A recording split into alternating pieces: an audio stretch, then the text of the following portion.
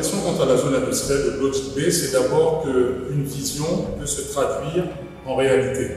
Je parcours pas mal de pays d'Afrique, pas simplement d'Afrique, mais dans le monde, où on se projette, on fait des plans, on fait, j'allais dire, des programmes.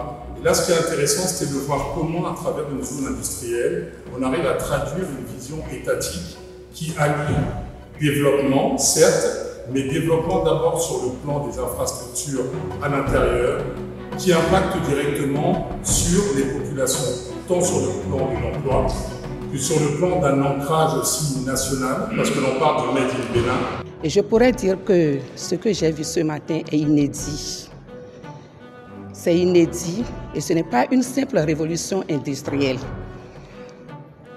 Ça dénote de la volonté du gouvernement à hisser notre pays, le Bénin, au pinacle des grands pays producteurs de richesses et de valeurs. Et aujourd'hui, c'est une fierté.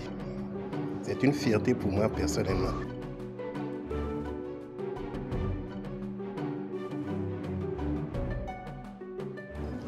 Nous avons parcouru 3 à 4 sites et nous avons vu une main-d'œuvre épanouie.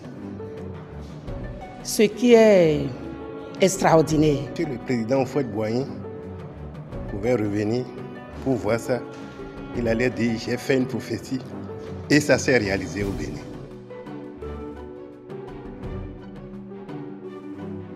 Moi, je suis un entrepreneur agricole. Je suis dans l'entrepreneuriat agricole. Ce que j'ai entendu dire là-bas, je fais partie des groupes ou même des organisations de producteurs. Mais ce qu'on nous a fait entendre là-bas, c'est pas ça que j'ai vécu ici.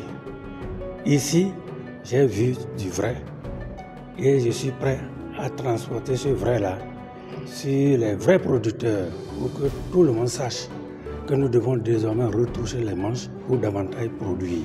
Et ce Made in Bénin se traduit dans une zone qui est ouverte au reste du monde, mais qui est d'abord tournée vers, j'allais dire, une énergie intérieure. Et le développement de ce pays, en l'occurrence le Bénin, passe d'abord parce que l'on peut créer comme richesse à l'intérieur. Mais créer de la richesse, ça veut dire aussi créer de la richesse à travers ses populations, à travers ses énergies humaines.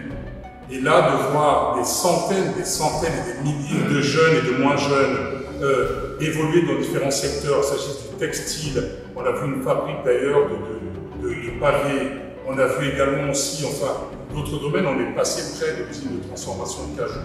Et sur une surface qui est une ville presque, dans la ville, c'est quelque chose de très exaltant, c'est porteur d'espoir.